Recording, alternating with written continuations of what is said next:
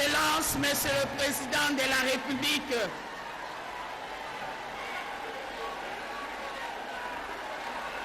sont présentes dans cette salle les femmes maraîchères, ces braves femmes qui se réveillent tôt le matin chaque jour pour fouiller et labourer afin de nourrir toute la population.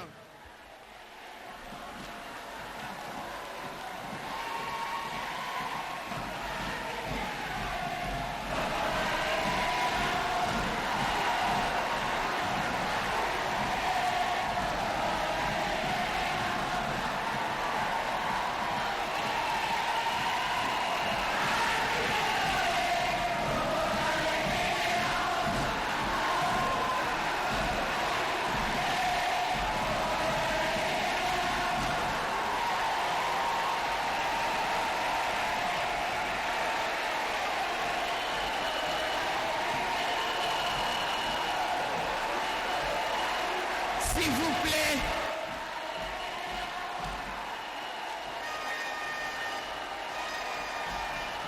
s'il vous plaît les mamans,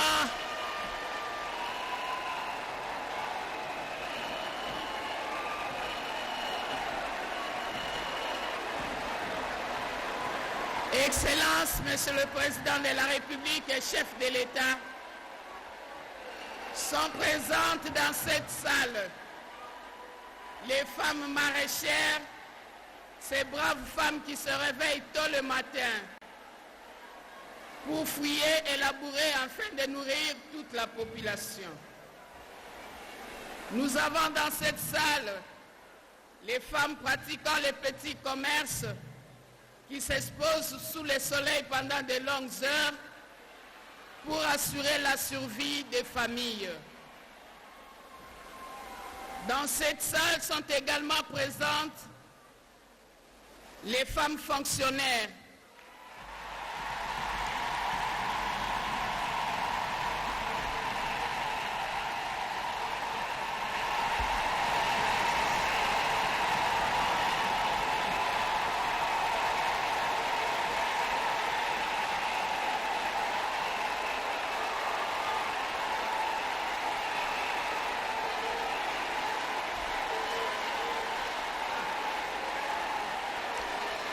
Je disais, dans cette salle sont également présentes les femmes fonctionnaires, les femmes des entreprises publiques et privées, celles qui travaillent pour le maintien de notre administration et pour avancer l'économie congolaise.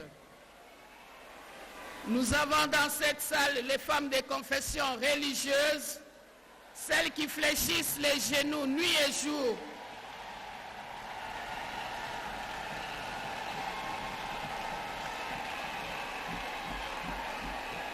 dans la prière pour implorer la faveur divine pour la stabilité du pays et le retour de la paix dans l'ensemble du territoire national.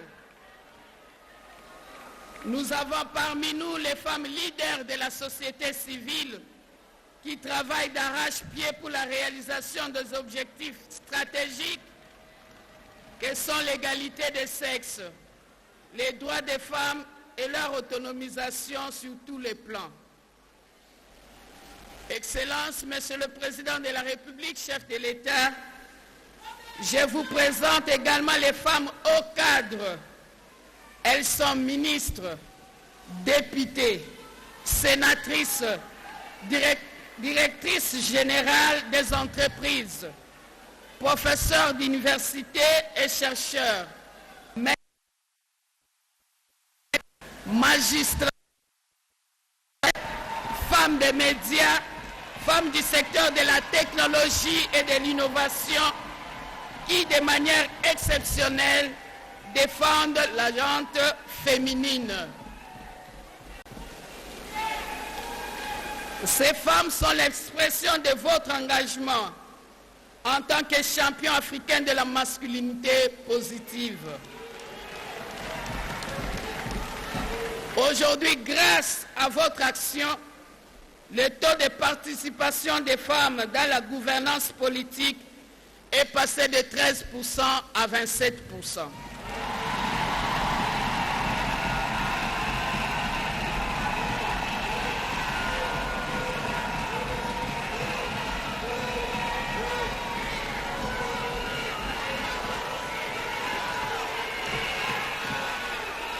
Excellences, Monsieur le Président de la République, chef de l'État, Excellences, Monsieur le Premier ministre, chef du gouvernement, Excellences, Mesdames et Messieurs, distingués invités.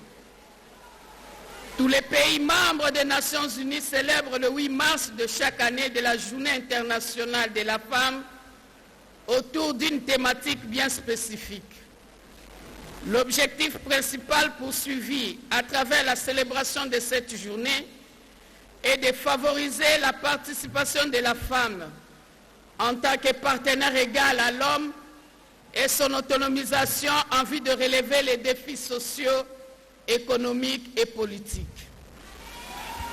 Pour l'année 2023, le thème national est libellé pour un monde digital inclusif, innovation et technologie pour l'égalité de sexe. Tenant compte du faible accès de la femme aux nouvelles technologies de l'information et de la communication et la nécessité de rétablir la paix dans l'ensemble du territoire national, le ministère du Genre, Famille et Enfants a adopté le thème national.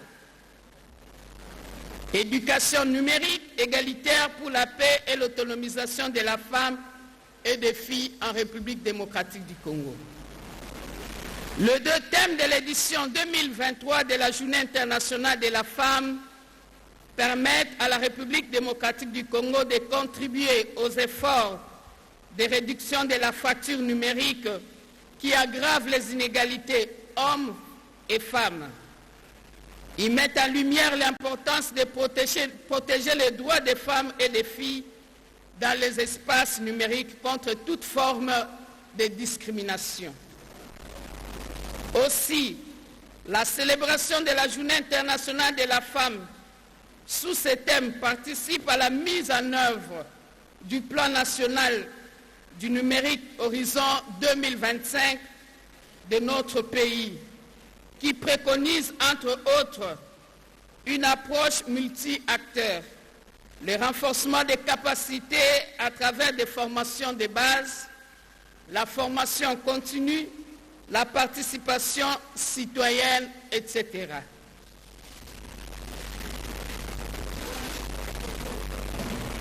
En effet, le renforcement des capacités des femmes pour l'accès à la technologie de l'information et de la communication est l'une des solutions pour l'inclusion féminine au numérique en République démocratique du Congo.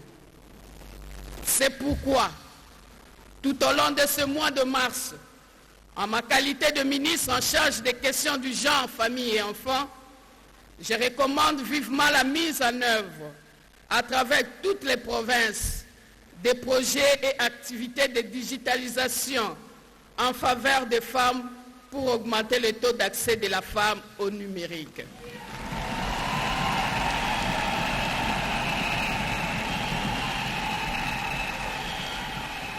Excellences, Monsieur le Président de la République, chef de l'État, Excellences, Monsieur le Premier ministre, chef du gouvernement, Leurs Excellences, Mesdames et Messieurs, distingués invités, la République démocratique du Congo commémore la Journée internationale édition 2023 dans un contexte sécuritaire préoccupant marqué par l'agression des forces terroristes de l'armée du Rwanda sous couvert du M23.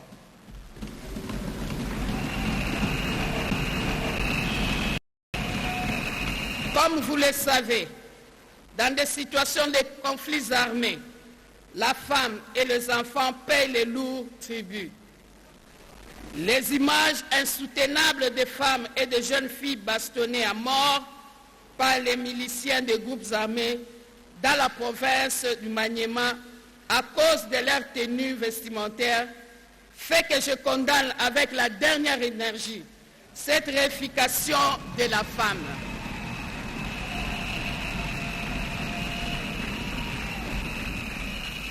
Au cours de ce mois de mars, j'invite toutes les femmes, jeunes filles à se lever pour appuyer les actions du président de la République et chef de l'État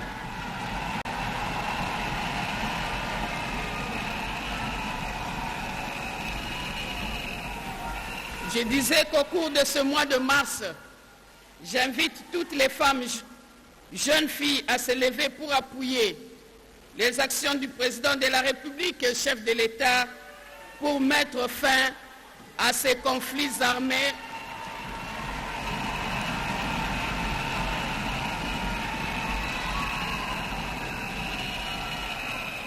et pour retour définitif de la paix dans l'ensemble du territoire national.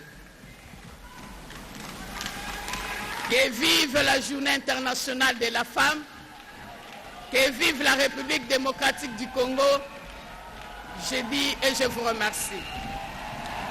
Première allocution de ce direct depuis le Palais du Peuple où sont réunies les femmes issues des différentes couches pour célébrer d'une manière particulière la journée internationale dédiée aux droits des femmes. La ministre du Genre justement a demandé à toutes les femmes un soutien sans faille aux actions du chef de l'État pour arriver à mettre un terme à la guerre, à l'insécurité qui fragilise notre pays. Je crois que les femmes ont répondu spontanément à cette invitation. Nous allons passer actuellement la parole aux femmes pour le plaidoyer et échange selon des thématiques retenues.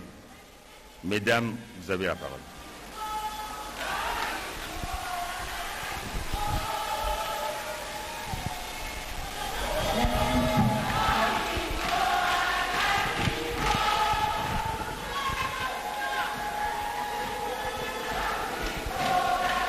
Merci, Son Excellence, pour la parole. Moi, je suis Madame Isabelle Monga Umba. Je suis la présidente nationale du réseau des femmes rurales en RDC. Notre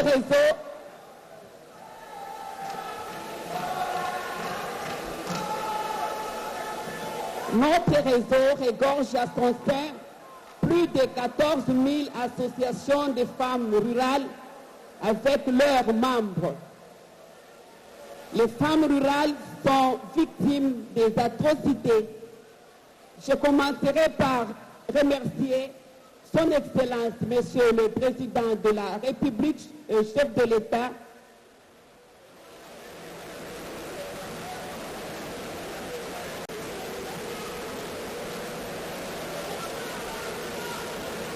pour son implication personnelle dans le processus de la paix dans notre pays, afin que les femmes rurales regagnent leur village en toute sécurité pour s'occuper de leurs champs et pour son initiative au projet ATA qui est un agenda de transformation agricole. Sur ce, je plaide en faveur des femmes rurales dans ces projets. Je tiens à vous remercier aussi pour votre implication dans le projet 145 territoires. Je plaide aussi en faveur de ces femmes qui sont les premières bénéficiaires.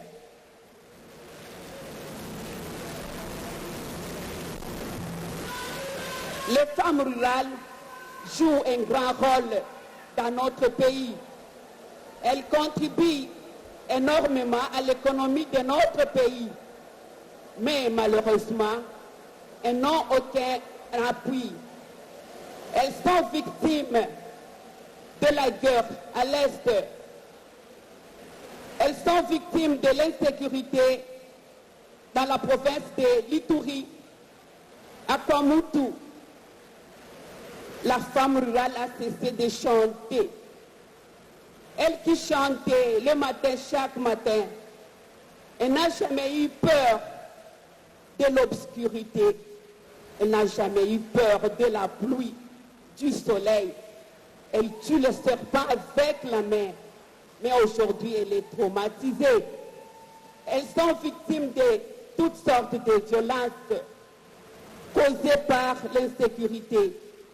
Elles sont saucissonnées, décapitées, éventrées. Aujourd'hui, elles ont peur d'aller au champ. Dernièrement, j'étais à Ituri, fini l'histoire de l'agriculture, parce que la femme a peur d'être enlevée et tuée. Dans la province de Kinshasa, Les femmes rurales sont victimes de l'insécurité. Au moment où je vous parle, elles ont abandonné leurs champs.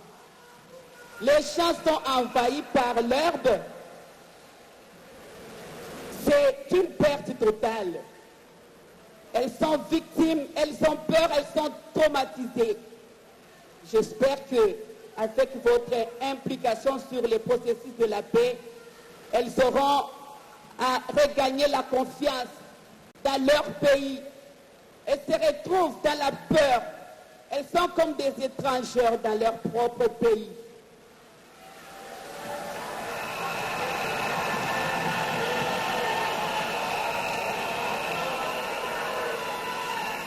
Aujourd'hui, elles sont dépouillées de leurs terres. Elles ont perdu leurs enfants. Elles sont veuves suite à l'insécurité. L'autonomisation des femmes et des jeunes filles rurales est essentielle pour construire un avenir collectif, prospère, équitable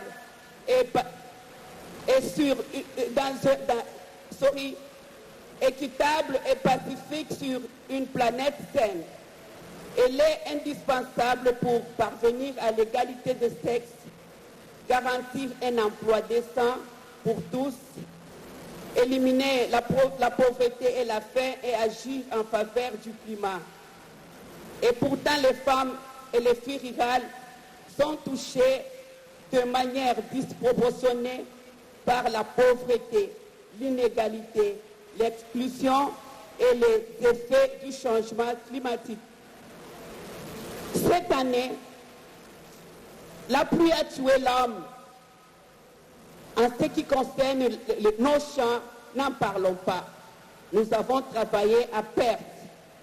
Nous avons le souci d'amener les femmes rurales à faire une culture adaptée au changement climatique, comme dans d'autres cieux. Pour y parvenir, il faudra investir, introduire des réformes juridiques et politiques et associer les femmes rurales à toutes les décisions qui les touchent. Lorsque nous investissons dans le bien-être, les moyens de subsistance et de la résilience des femmes et des filles rurales, nous accomplissons le progrès pour le bien-être de tous. La pandémie de la Covid rural et la guerre lancée par la Russie contre l'Ukraine ont de lourdes conséquences sur la volatilité des prix des denrées alimentaires et viennent déstabiliser les marchés mondiaux, aggravant l'insécurité alimentaire déjà rehaussée depuis le début de la pandémie. Et en même temps, a également mis en relief des fardeaux disproportionnés que les femmes et les filles rurales portent pendant cette crise et les inégalités structurelles qui existent encore dans tous les domaines. Grande est ma joie de me retrouver aujourd'hui devant votre éminence. Je suis la femme qui avait plaidé en faveur des femmes rurales au début de votre mandat à Marne-Vallée. Je suis là. Là, je n'étais même pas présidente du réseau. Aujourd'hui, j'ai fait le tour de notre pays. Le constat est amer dans chaque province. Les femmes rurales sont butées à des énormes difficultés. Notre réseau a une grande mission dans le développement, mais malheureusement, nous n'avons même pas un bureau approprié. C'est un plaidoyer que je fais auprès de vous parce que nous jouons un grand rôle. Sans nous, il n'y a pas la santé dans notre pays. Les femmes sont butées. Les femmes sont butées au problème des routes de dessert agricoles. Elles sont butées par par le manque de moyens de transport d'évacuer leurs produits vers le marché. Elles sont butées par des difficultés de transformation agroalimentaire. Nos supermarchés sont inondés par des produits importés dont nous ne connaissons même pas l'origine. Et pourtant, nous avons des terres non utilisées. Donner la chance à ces femmes-là de produire parce qu'elles sont des gens engagés. Personne ne les pousse à se lever tôt le matin pour aller au champ. En ce qui concerne les mamans maraîchères, n'en parlons pas. Elles sont victimes de spoliation des terrains agricoles. Quelle sera leur condition si elles sont obligées d'abandonner leur potager qui les permettent pour leur survie de leur ménage? Quel sera leur sort? Là, je sors tout ce matin directement vers les plaidoyers. Permettez-moi, Son Excellence, Monsieur le Président, chef de l'État, de vous présenter mon plaidoyer en faveur de ces femmes-là. Nous avons besoin de la vulgarisation de la résolution ARS/62/136 qui parle des conditions de la femme rurale. Disponibiliser d'un bureau national et dans les 26 provinces parce que notre réseau est représenté sur toute l'étendue du pays. Lutter contre les violences faites aux femmes et aux jeunes filles rurales, aux champs et à la maison. Accès à la terre par les femmes et jeunes filles rurales. Accès au financement. Nous n'avons pas d'accès au financement. Aucune banque n'accepte de nous donner le financement.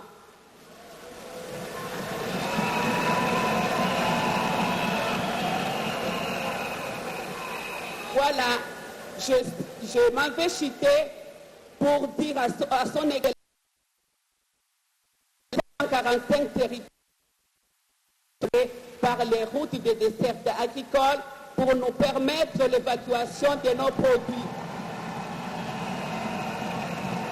Dans le même projet ou d'autres de développement à la base, que l'on puisse construire des maisons des femmes dans chaque province pour les femmes, qui leur permettra à se renforcer en capacité. Nous avons aussi besoin des équipements de transformation de nos produits pour lutter contre l'importation. Nous sommes capables de nourrir notre population avec nos produits bio. Mais malheureusement, nous ne sommes pas appuyés. C'est un plaidoyer que je fais. C'est l'Éternel qui a permis à ce que je me retrouve aujourd'hui devant vous pour parler en faveur de toutes les femmes rurales de notre pays. Elles n'ont pas accès à la santé. Si son éminence peut penser à elle, il y en a qui s'accouchent à même le sol. Nous n'avons pas de marché. Les femmes venaient de trouver la mort, électrocutées, elles vendent leurs produits dans la boue, sur les immondices. Nous n'avons pas de marché sur toute l'étendue de la République. Je dis et je vous remercie. Isabelle Munga, présidente du réseau des femmes rurales, vient de faire un plaidoyer au chef de l'État où elle a démontré que les femmes ont un rôle à jouer dans le programme de développement des 145 territoires. Elles doivent être consultées, elles ont besoin de la formation, elles ont besoin d'être équipées. Je crois que c'est un message qui tombe. Monsieur le Président de la République, chef de l'État, avec l'expression de nos hommages les plus différents, Excellence, depuis l'accession de votre Excellence à la magistrature suprême de la République démocratique du Congo, les femmes politiques congolaises ont noté avec satisfaction votre volonté politique de valoriser l'expertise des femmes, de compter sur leur leadership, ainsi que celle de promouvoir les genres, l'égalité et la jouissance des droits par tous, hommes, femmes. Les femmes politiques ont noté avec satisfaction l'augmentation du nombre de femmes au sein de la gouvernance qui est passé de 13% à 27%.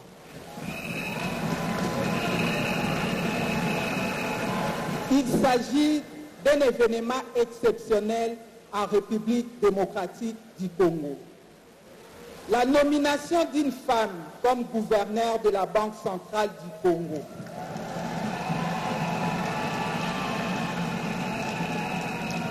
Pour cela, les femmes congolaises vous en remercient.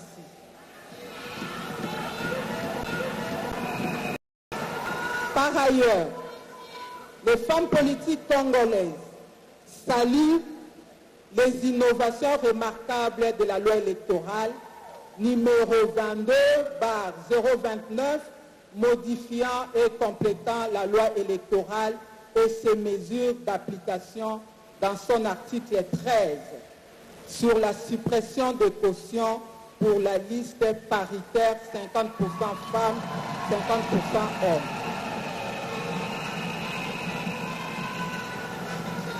En dépit de ce qui précède, force est de constater la faible représentation des femmes et des filles, ainsi que des personnes vivant avec handicap dans les instances de prise de décision. À l'Assemblée nationale, 12%. Au Sénat, 18%. Dans toutes les assemblées provinciales réunies, 12%. Au sein des entreprises publiques, précisément des directeurs généraux, 11,53%. À la fonction publique, 11,32%. À la Cour constitutionnelle, 11%. À la police nationale congolaise, les commissaires divisionnaires, 10%. Au sein des forces armées congolaises de la République démocratique du Congo, 2,5% de femmes généraux. Le taux de femmes gouverneurs, 19%. Cela découle du banc de la volonté politique de nos dirigeants, chefs de partis politiques ou regroupements politiques. Amplifié par les pesanteurs socio-culturels ainsi que le manque de financement des partis politiques. Par conséquent, les femmes politiques de la RDC plaident auprès de votre auguste autorité la représentation accrue de femmes dans la liste électorale et leur inscription en nombre et en ordre utile.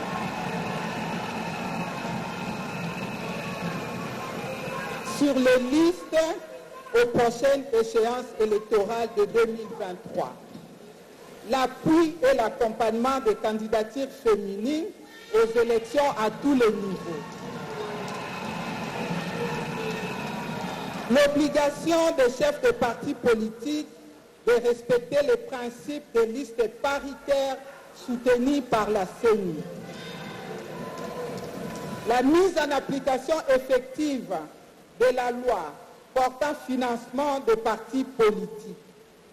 La poursuite des nominations des femmes et des jeunes filles dans les instances de prise de décision au niveau national, provincial et local.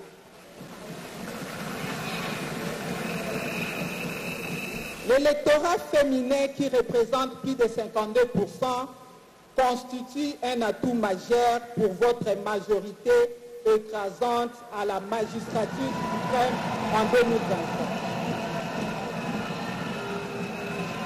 À cette occasion, nous sollicitons votre implication personnelle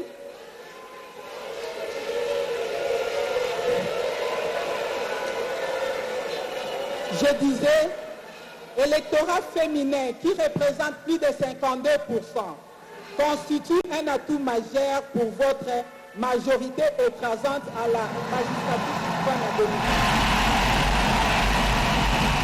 À cette occasion, nous sollicitons votre implication personnelle pour qu'il y ait plus de femmes au sein des assemblées délibératives lors de la publication des listes des candidats élus aux élections à venir. Nous demandons un accompagnement particulier pendant la campagne électorale pour que cette fois-ci, dans l'Assemblée nationale, qu'on puisse avoir au moins 200 femmes et 50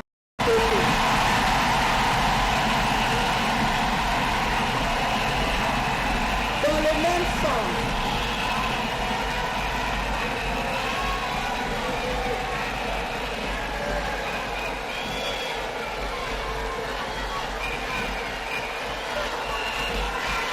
Dans le même sens de l'aménagement du gouvernement en gestation, nous sollicitons l'augmentation du nombre de femmes comme vous l'avez promis et pour lequel nous vous disons d'ores et déjà merci, champion de la masculinité politique.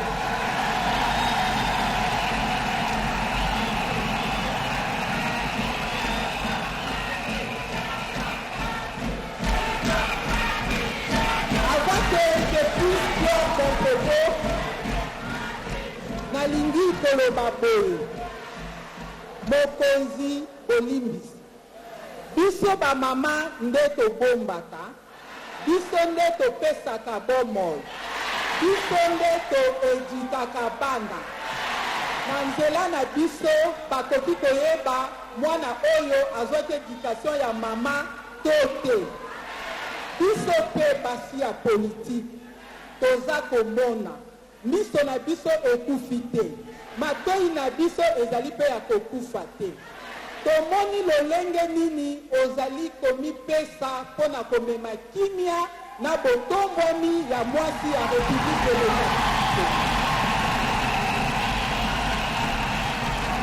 Mpo na yango tolobi boye mpo na maponami ya 2023 kobanga te biso tozali nsima na yo.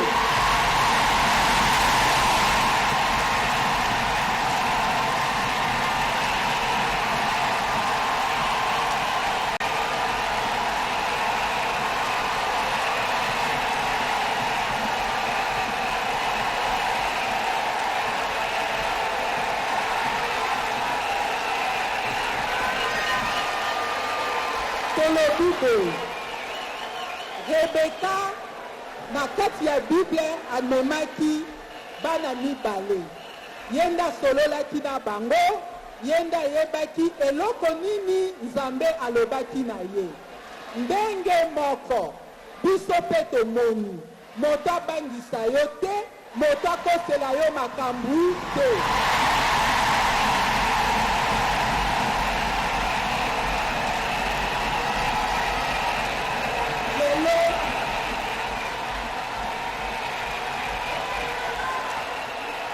Lelo totombeli yo mokako kwa kende liboso.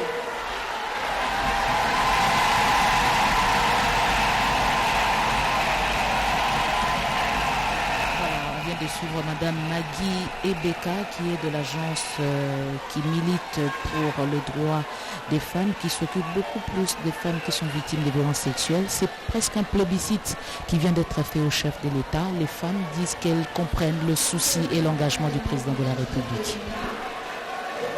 Avec l'expression de mes hommages les plus événements, c'est un grand honneur pour moi d'être ici. Je suis Chimutaki Mungaketia et aujourd'hui je viens parler au nom de toute une jeune fille de la République démocratique du Congo.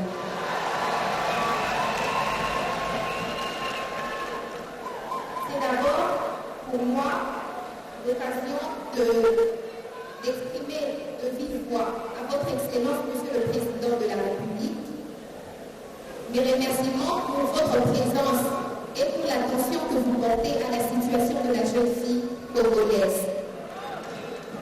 C'est notamment avec ce qui concerne la gratuité de l'enseignement primaire et de la promotion des droits de la jeune fille. En effet, Excellence, la situation de la femme en général et de la jeune fille en particulier a connu beaucoup d'avancées. C'est notamment le cas de la promulgation de la loi fixant les principes fondamentaux relatifs à la protection et à la réparation des victimes des violences sexuelles liées liés au conflit et des victimes des crimes contre la paix et la sécurité de l'humanité, qui a été porté par notre distinguée première dame, que je cite, Madame Denise Nyapieru-Tshisekedi.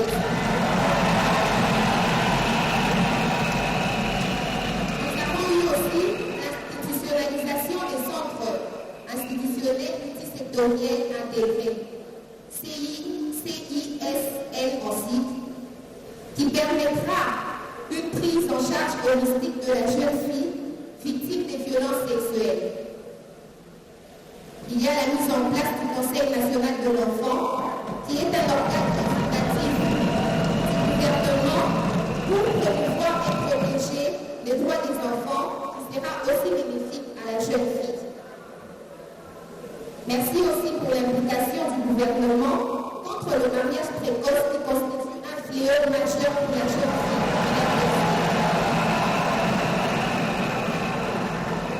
Nous avons eu aussi la promotion de la masculinité positive pour la lutte contre les violences faites à la femme et à la jeune fille. Pour ne citer que cela, la liste reste exhaustive. Excellence. Mais, malgré toutes ces avancées, la jeune fille continue de subir plusieurs injustices et discriminations. Il s'agit notamment du manque de formation qui est dû à l'instabilité que procurent les guerres dans les pays. Ce manque de stabilité ne permet pas un environnement de transmission éducationnelle. Alors que l'éducation, c'est la transmission des informations qui doivent être stockées, incubées, pour finalement être reproduites. Excellence, nous avons aussi un traumatisme ingéré à la jeune fille dans certaines parties du pays, au moyen des violences tant psychologiques, morales que physiques, qui ne lui permettent pas de recevoir une éducation correcte.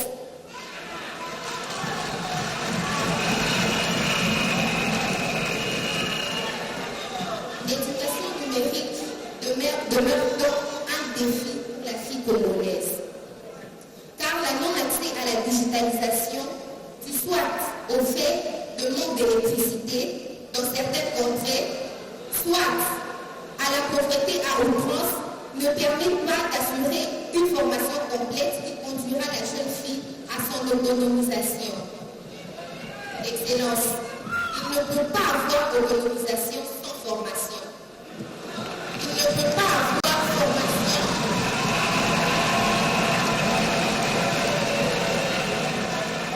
Je disais, il ne peut pas non plus avoir formation sans la paix.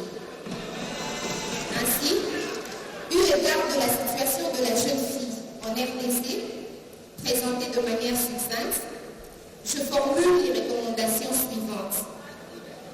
Faciliter la jeune fille à l'accès aux outils numériques pour lui permettre de se former et de s'autonomiser effectivement. Je suggère aussi l'installation dans toutes les provinces du Conseil national de l'enfant pour l'aboutissement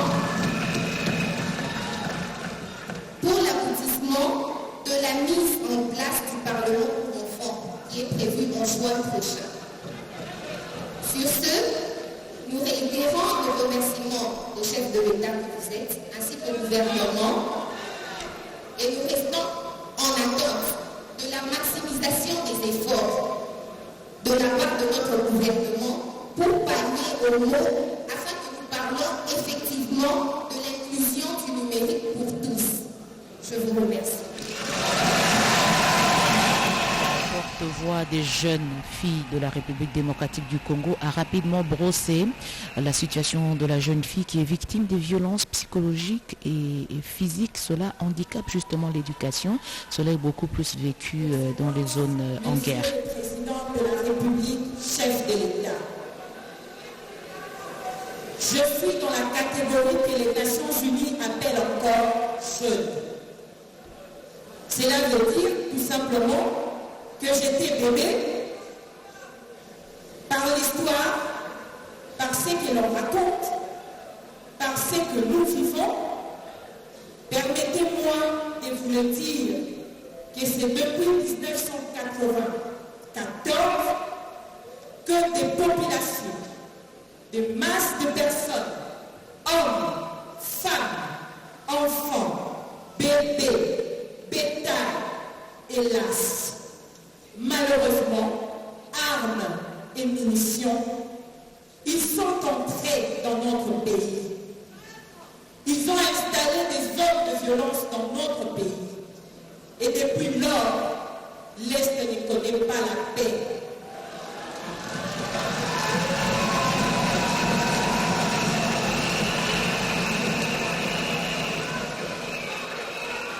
Et l'ensemble de la République démocratique du Congo, n'en parlons même pas.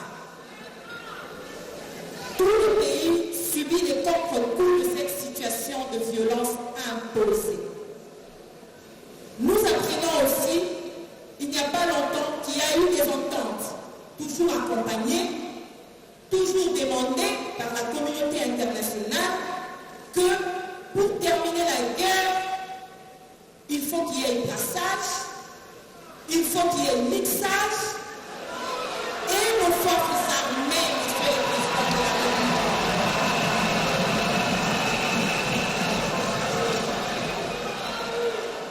je pense que nous devons être conscients que par là aussi, elles sont affaiblies. Oui, affaiblies dans leur efficacité d'intervention. Je passe outre d'autres considérations dont nous n'avons pas la maîtrise et dont nous ne pouvons pas parler de manière objective. Mais quelles sont les conséquences pour les femmes aujourd'hui? C'est que nous, femmes, vivons dans la violence, nous grandissons dans la violence, et, Monsieur le Président de la République, chef du gouvernement, qu'est-ce que vous nous promettez pour demain? Est-ce que nous allons continuer à vivre dans cette psychose?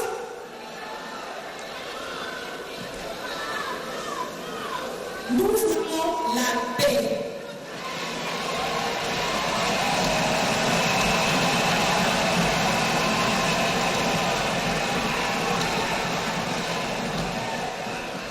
Nous voulons le développement et nous voulons vivre ce que les femmes et les jeunes filles d'ailleurs vivent dans des conditions normales.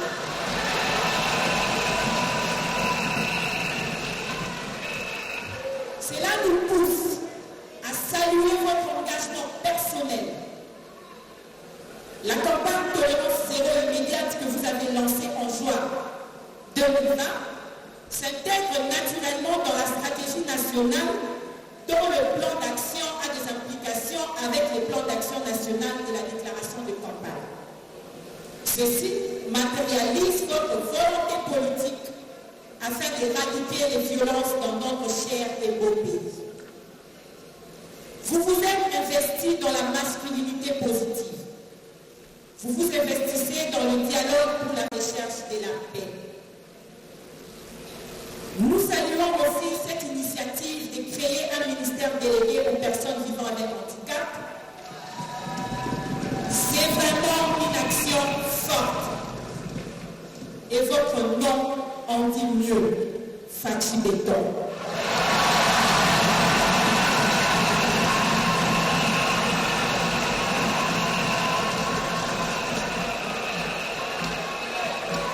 Nous saluons aussi l'engagement du gouvernement au travers particulièrement de notre ministère du genre, famille et enfants, qui est le mécanisme institutionnel installé. Et nous reconnaissons également l'effort ou l'engagement de la communauté internationale par rapport aux différentes résolutions prises. Nous reconnaissons aussi l'accompagnement des partenaires pour faire avancer l'agenda genre. En plus, pour ne parler par exemple que de la femme ou de la jeune fille dans les milieux ruraux, les dites violences anéantissent tout effort de production dès lors que les menaces qui pèsent sur elles les poussent à abandonner leurs champs ou à se rendre à la source ou à la rivière, privant ainsi leur famille et la société des ressources nécessaires à leur subsistance. Cependant, les efforts sur le terrain produisent des résultats. Au niveau national, à l'interne, il y a des mécanismes institutionnels tels que l'Agence nationale de lutte contre les violences faites à la femme, à la jeune et petite fille, à VIFEM en sigle. Le Fonds national pour la promotion de la femme et la protection de l'enfant, FONAFEC en sigle. Les décrets sur la prise en charge holistique des victimes et des survivantes, les fonds de réparation. Pour cela, Excellence, Messieurs les Présidents de la République et champions de la masculinité positive, nous vous en sommes infiniment reconnaissants.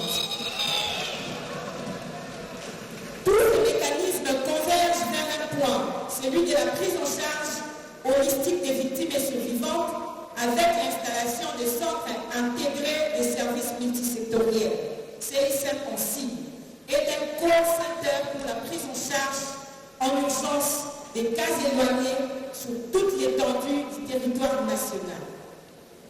Que Madame le ministre du Genre, Famille et Enfants, Son Excellence Gisèle Ndaye Luseba, qui ne ménage aucun effort dans la lutte contre les VBG, les violences basées sur le genre, et qui ne s'empêche pas de faire des descentes sur le terrain pour s'enquérir des cas de violations faites aux femmes et aux filles, trouve ici l'expression de nos sincères remerciements.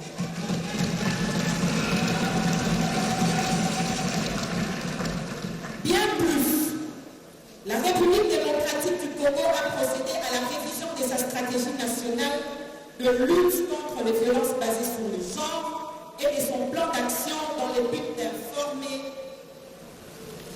en vue d'une sensibilisation pérenne sur ces fléaux qui ternissent l'image de la femme, celle qui porte la vie, la donne au risque de perdre la sienne et aussi à l'obligation de la protéger.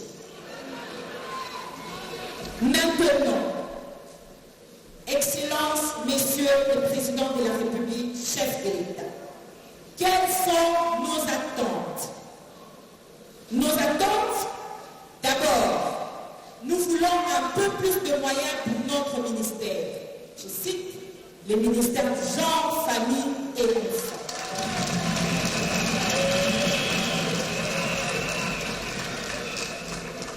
Excellences, Messieurs les Présidents de la République, permettez-nous de vous rappeler que ce ministère, pour lui donner son contenu, vous l'aviez élevé au niveau du ministère d'État. Mais après, vous l'aviez ramené encore au niveau du ministère tout court.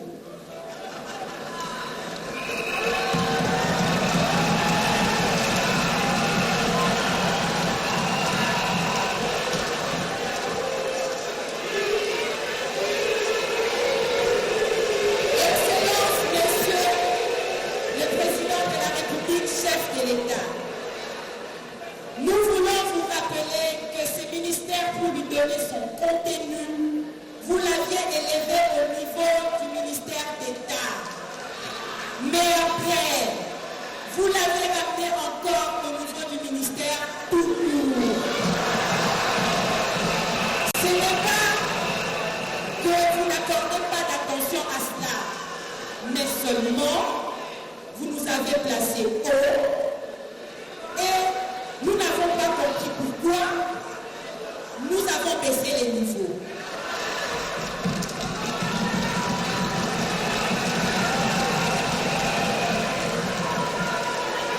Parce que rien que passer les ministères du genre à un niveau haut, c'est aussi attirer et surtout susciter l'attention de autres qui devraient être aussi genrés que vous-même, champions de la masculinité positive.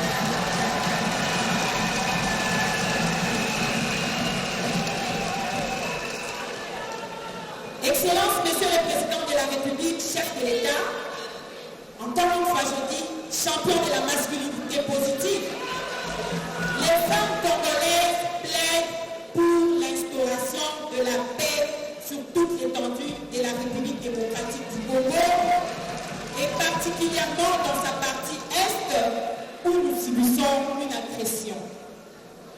Nous disons haut et fort que la République démocratique du Congo restera une et indivisible.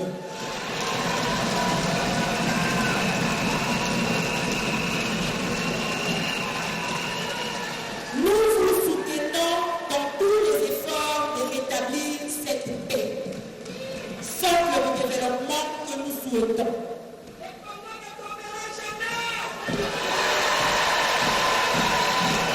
Excellences, Messieurs les présidents de la République, chefs de l'État,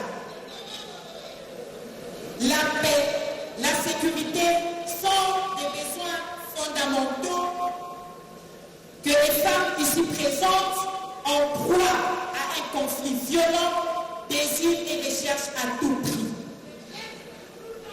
Les foulards blancs sur nos têtes symbolisent la paix tant recherchée.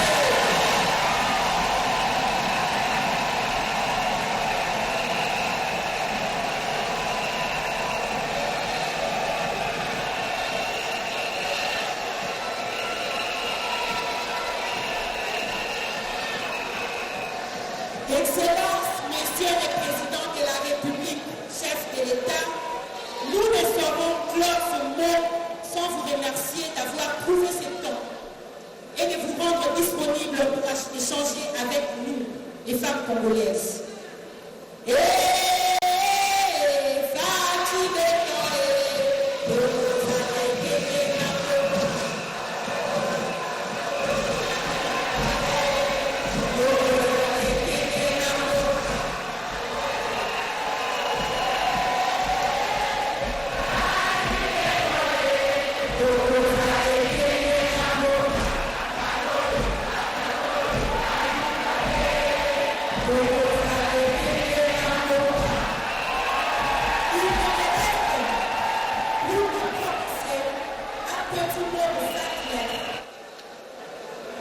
Excellences, Monsieur le Président de la République, chef de l'État, merci.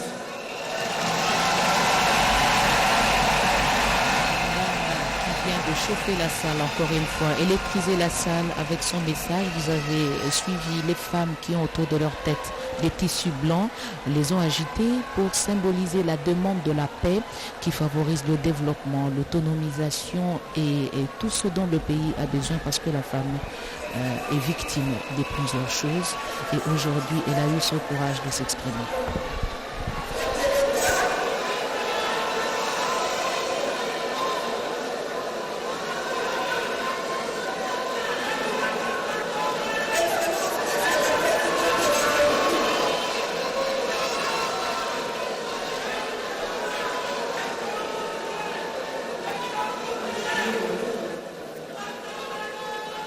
Excellences, Monsieur le Président de la République, chef de l'État, je suis une femme de l'Est, je suis Madame de Zipora, et ici, j'apporte la voix de ces femmes meurtries. Depuis plus de 2 décennies, suite à la guerre d'agression et d'occupation imposée à notre pays. À notre pays, par les ennemis de la paix, dont les M23, mouvement terroriste soutenu par le Rwanda, un pays voisin, très rapproché de la RDC. Avec votre permission, Excellence, Monsieur le Président de la République, chef de l'État, Baba Taïfa, je peux demander 1 minute de silence en solidarité, Excellence, à la population, aux femmes de l'Est, des Bunagana, des Rutshuru, du Nord Kivu, du Sud Kivu, des Maniema, qui sont sous les armes.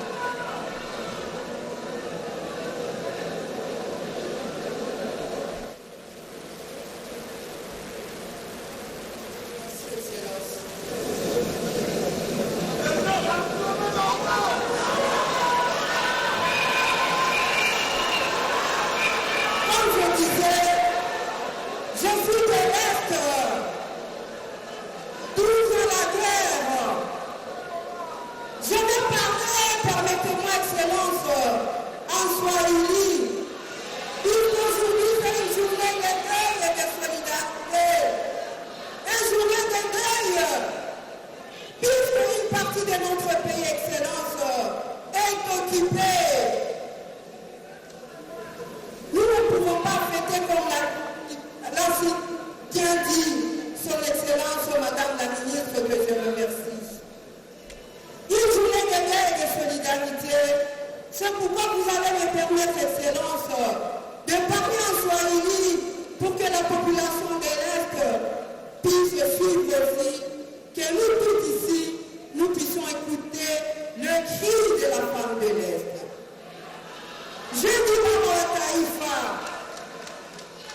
wamama wa Est, Nord Kivu, Sud Kivu, Maniema, Ituri na nafasi zingine zote, Rutshuru, Butembo, Ngagara, Beni, nafasi zote kwenye kuko vita baba, wanakupigia aksanti. Aksanti kwa nguvu zote zenye kunafanya juu vita iishe na kusudi Kenya irudie mungini.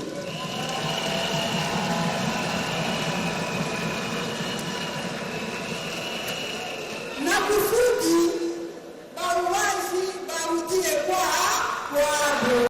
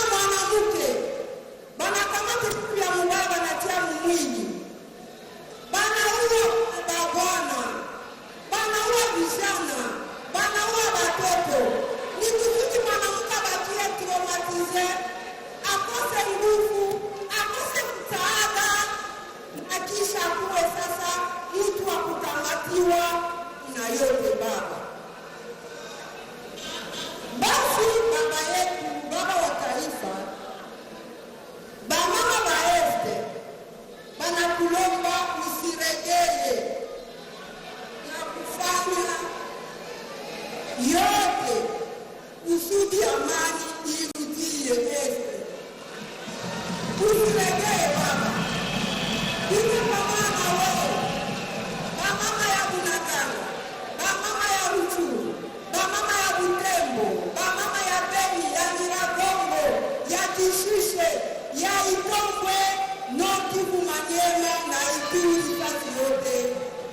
wanapunga mkono na wanasema kama hata vile kunapigania vita wanapunga mkono na viko na wewe baba yetu.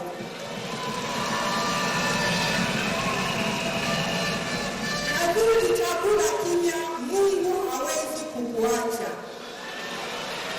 Mungu hata kuacha hata siku moja.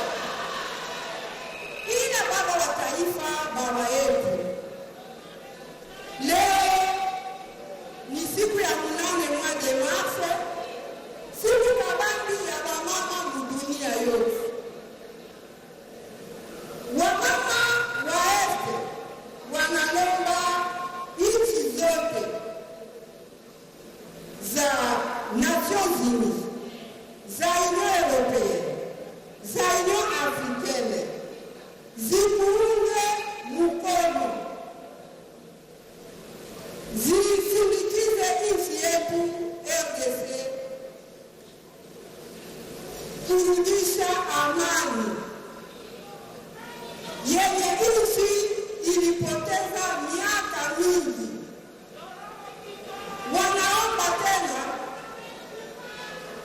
kupigania assistance humanitaire kwa wadeplase kaya Kanyaruchinya na makao zote kwenye kuko wadeplase de guerre, kujikaza na msaada ya wale wengine nasema nchi zingine wakusaidia kusudi assistance humanitaire ifike kule. Wamama tena baba wanalomba leo ni le 23 ile mouvement ya 23 mars ya M23 iishe itoke Mkongo le 23 mars 2023. Ile mouvement baba tusifikete hata siku moja mwisho wa mama wanaipatia ni le 23 mars 2023. Juu kwa 8 ni mwezi wa kuheshimisha lakini ile mouvement inasema ilikuwa créé mu mois de mars le 23. Ndio maana wamama nabo wanasema baba wa taifa niko pamoja, lakini ile habari ya M23 le 23 mars 2023 wamama hawapendi waisikie tena mnasikio.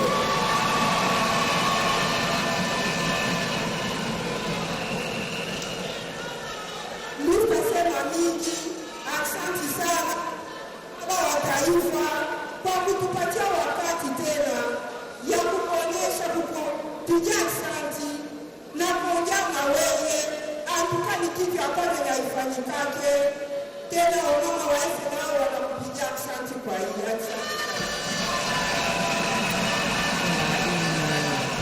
Intervention encore une fois d'une femme activiste de la société civile des IFORA qui demande au M23 créé un certain 23 mars puisse sortir du territoire congolais à la date du 23 mars 2023. C'est un ultimatum adressé aux rebelles, adressé à ceux qui convoitent la République. Nous invitons son Excellence, Monsieur le Président de la République, pour son discours. Merci.